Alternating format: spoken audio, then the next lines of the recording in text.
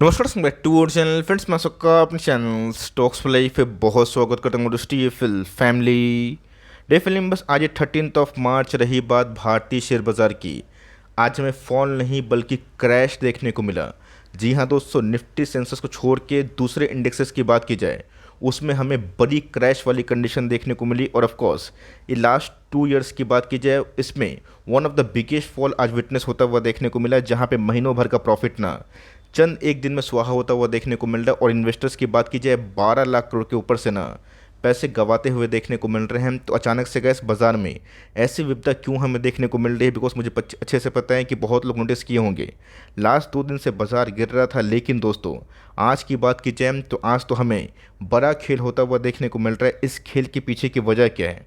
और सबसे इम्पोर्टेंट दोस्तों, बाजार पैनिक कर रहा है, उनको करने दीजिए। हम लोग को पैनिक करने की आवश्यकता है या फिर नहीं? क्योंकि हम लोग को खुद पे कंट्रोल करना बहुत इंपॉर्टेंट है। और एक चीज़ आपको गलती से भी नहीं करनी है, जो वीडियो के एंड में ना मैं आपको बताऊंगा वो ज़रूर सुनिएगा। हम चैनल फर्स्ट टाइम होंगे सब्सक्राइब कर सकते हैं इस तरह की क्वालिटी कंटेंट को सबसे पहले एक्सेस करने के लिए। Now without delaying any for time, let's begin. अगर आप निफ्टी को देखें आपको लगेगा कि बाजार में तो उतनी बड़ी गिरावट देखने को नहीं मिली, 1-8% के आसपास फॉल को हम लोग क्रैश कब से बोलने लगे। बिकॉज आज अगर आप देखें तो निफ्टी की बात कीजिए 1.5% डाउन था। लेकिन दोस्तों ये तो हो गए बड़े इंडेक्स, जहाँ पे निफ्टी 50 की बात की जाए देश के टॉप 50 कंपनी होते हैं। लेकिन यस, उसको छोड़ के दोस्तों ब्रॉडर मार्केट्स में हमें घटनाक्रम क्या देखने को मिल रहा है? और ऐसी कौन सी गैस नोटिफिकेशन है जो डायरेक्टली सेबी ने बताया है, जिसको लेके दोस्तों अभी के टाइम ना ब्लाइंड सेल ऑफ हमें दिखाई दे रहा है। यहाँ दोस्तों मार्केट की बात की जाए लाइफ टाइम हाई की बुलंदी पे चलता हुआ देखने को मिल रहा है। बट पोर्टफोलियो की बात की जाए पिछले 2-3 दिनों में अच्छी खासी फॉल, और आज के फॉल ने गैस बहुत लोगों को ना शायद थोड़ा नींद से जगाया भी होगा। पहले गैस देखिए घटनाक्रम क्या हो रहा है। एनएससी की बात की जाए उसमें तकरीबन आज हमें ना 2163 शेयर के आसपास की बात की जाए ये लाल में ट्रेड होते हुए देखने को मिले, मतलब माइनस में 93 ही शेयर्स थे, जिसमें लकीली थोड़ी बहुत बाइंग या फिर पॉजिटिव मोमेंटम या फिर माइनर सा जो ग्रीन क्लोजिंग कैंडल है ना वो देखने को मिला। बट यस, जब कैसे इतना बड़ा विपदा इतना बड़ा सेल ऑफ आता है ना, उसके पीछे का जिम्मेदार कैटलिस्ट को समझना बहुत ही हद तक इंपॉर्टेंट हो जाता है। पहले गाइस देखिए मैंने क्या बताया कि भले ही आपको निफ्टी ऊपर से ना बहुत ही कम फॉल होता हुआ देखने को मिलेगा, लेकिन दोस्तों आज असली खेला ना मिड कैप के शेयर्स में हमें देखने को मिली, और खासकर स्मॉल कैप की, जहाँ पे एक दिन में गए अगर इंडेक्स 4.5% डाउन और स्मॉल कैप इंडेक्स की बात की जाए 5.25% 5.5% डाउन अगर होता है, ये बहुत बड़ी खतरे की घंटी होती है। जहाँ पे गैस कम से come on an average shares की बात की जाए वो 7 से लेके 12% के आसपास इस रेंज में फॉल होते हुए देखने को मिलते हैं। तो जी हाँ दोस्तों, अगर आपका पोर्टफोलियो की बात की जाए 4%, 5%, 5.25%, 3.5% के आसपास फॉल हुआ है, बिल्कुल पैनिक करने की आवश्यकता नहीं है। बिकॉज अगर हमने निफ्टी स्मॉल कैप 100 की बात की जाए उसको 8,700 से 16,700 के आसपास जाते हुए देखा है, तो ऑफकोर्स 16,700 से हम लोग गिरते हुए भी देखेंगे। लेकिन यस, ये कहाँ तक गिरावट रुक सकती है और यहाँ पे गैस हमें बाइंग करना है नहीं करना है, इसको स्पष्ट करना बहुत ही हद तक इंपॉर्टेंट हो जाता है। पहले गैस समझना बहुत ही इंपॉर्टेंट है, आप सबको अच्छे से याद है लास्ट मार्च की बात की जाए स्मॉल कैप इंडेक्स, इसको मैंने कहा मुँह जवानी मुझे याद है, मैंने वीडियो बनाया था, बताया था कि ब्लैंकेट बाई है अगर आपको 1 साल 2 साल बाजार में टिकना है। बिकॉज यहाँ पे हमें एमओएस मिला था। लेकिन दोस्तों जब 16,700 के आसपास निफ्टी स्मॉल कैप 100 गया ना, मैंने उस समय बताया था कि मार्केट में सिर्फ सिलेक्टिव स्टॉक्स में अपॉर्चुनिटी है, और मैक्सिमम स्टॉक्स की बात की जाए वो काफ़ी हीटअप रैली किए हैं। लेकिन अगर बाजार में फ्रॉथ निकलता है, करेक्शन आता है, तो उसको हमको एक्सेप्ट करना चाहिए। और एग्जैक्टली अगर आप देखें जो गाइस डे का रेंज हमें देखने को मिल रहा है 14,213 से 15,176, ये बतलाता है कि हमें अभी के टाइम में टॉप से तकरीबन 14 से 15% के आसपास फॉल विटनेस होता हुआ देखने को मिल रहा है। तो ऑफकोर्स गाइस जो वीक हैंड से फ्रॉथ है, एक्स्ट्रा जो रैली हुई थी ना, उसको पूरा हद तक सुहा करता है। दोस्तों इस पूरे फॉल के पीछे की वजह क्या है? वजह की बात कीजिए आप सुनेंगे ना आप खुद ही समझ पाएंगे कि होना ज़रूरी था या फिर नहीं था। लेकिन दोस्तों कभी कभी क्या होता है कि चीज़ हमारे सामने ठीक तो होती है, बट उसको आने में थोड़ा लेट हो जाता है। रही बात सेंसेक्स की निफ्टी की, वो तो टंबल हुआ, लेकिन दोस्तों इसमें जो ग्लोबल ब्रॉड बेस्ड जो मार्केट व्यू है उसमें हमें बड़ी सेल ऑफ और ऑफकोर्स आज के दिन में हमें क्रैश देखने को ज़रूर मिला है। सबसे पहले क्या सबको अच्छे से पता है कि सेबी की बात की जाए आए दिन उनकी जो चेयरपर्सन है मधबी पूरी बच है ना, उन्होंने बार बार इस बात को दोहराया है कि स्मॉल कैप और मिड कैप के इंडेक्स के जो वैल्यूएशंस हैं वो काफ़ी हद तक हाई हुए हैं। और ऑफकोर्स दोस्तों इस बात को मैं हमली एक्सेप्ट करता हूँ कि एसएमई लिस्टिंग जो आईपीओ है ना, उसमें गजब का हमें तेज़ी देखने को मिला। और ऑफकोर्स मैनिपुलेशन जो वर्ड है ना, इसको दोहराना गलत नहीं होगा और ये दोस्तों अर्ली साइन बहुत ही पहले इंडिकेट हुआ था।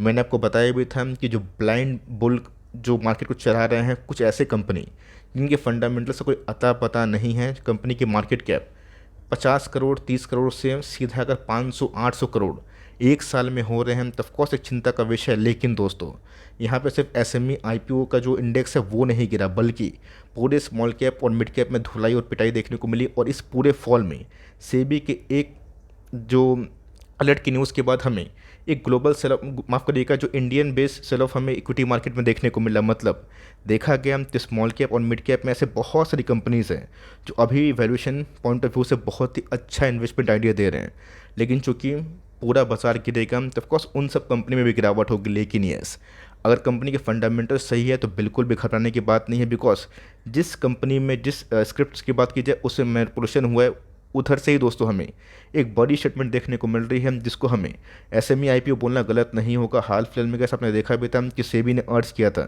एएमएफआई को, the association of mutual fund India है ना, जहाँ पे गैस वो कंट्रोल करें, कुछ पॉलिसीज मेक करें जहाँ पे एक्स्ट्रा जो पैसा है ना, जितना एग्रेसिवनेस से मिड कैप स्मॉल कैप में आ रहा है, उनके पास ऑप्शन नहीं बच रहा है, वो सीधा फंड डिप्लॉय कर रहे हैं, जिसकी वजह से प्राइस काफ़ी हाई हो रहे हैं।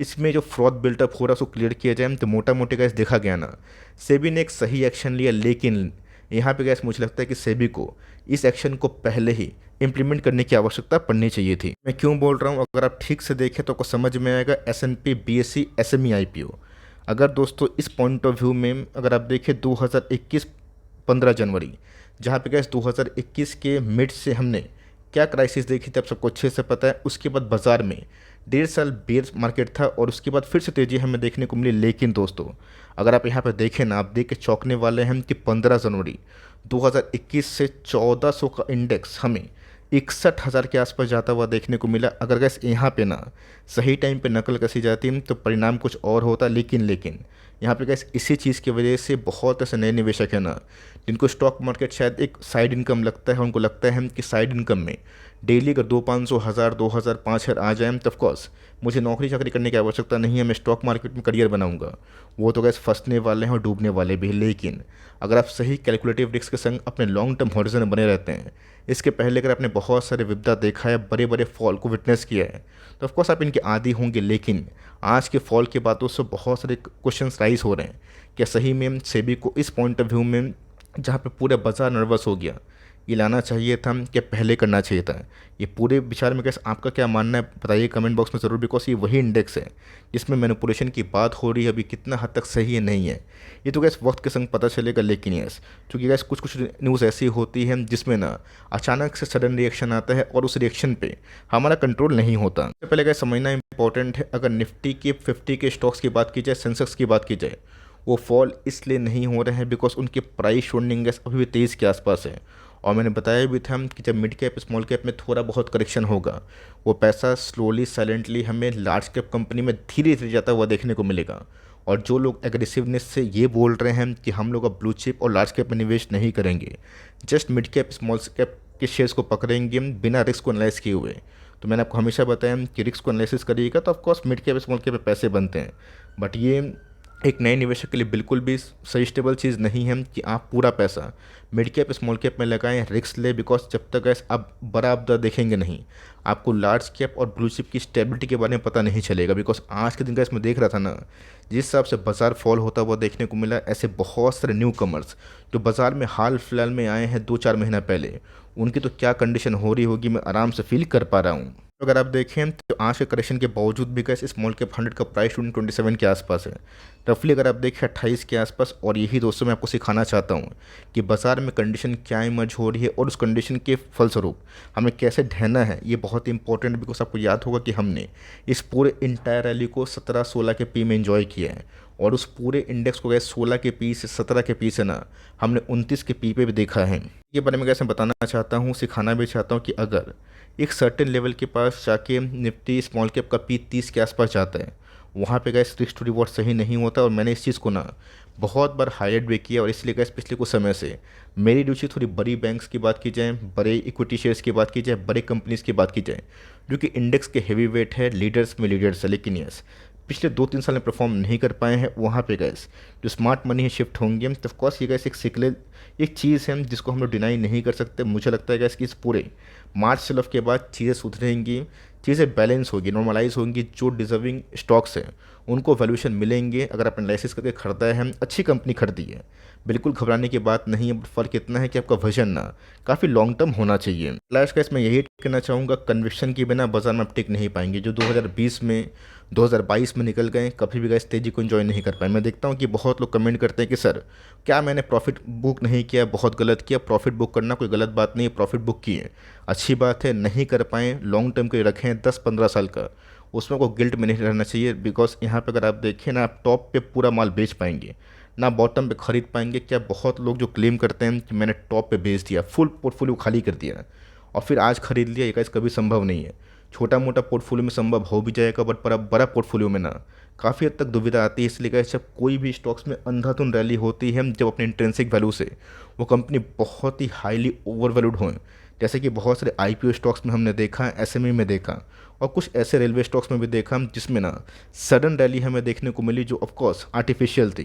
तो यहाँ पे गैस कन्विक्शन और ऑफकोर्स एक पेशेंस के संग ना एक सेल्फ जो बुद्धि है उसका भी रोल इंपॉर्टेंट प्ले होता है। कि अगर कोई कंपनी एक साल में 6-8 गुना भाग रही है तो क्या उधर सब क्या सोच रहे हैं फिर डबल होगा, ऐसा पॉसिबल नहीं है। बट येस, यहाँ पे गैस जो अच्छी डिजर्विंग कंपनी है, मैं फिर से बोल रहा हूँ, उसको कन्विक्शन के संग होल्ड करे। बिकॉज मुझे लगता है ऐसे बहुत सारी कंपनी जिसमें अर्निंग का दम है, अगर वो गिर रही है, ऐड करने का मौका बन सकता है।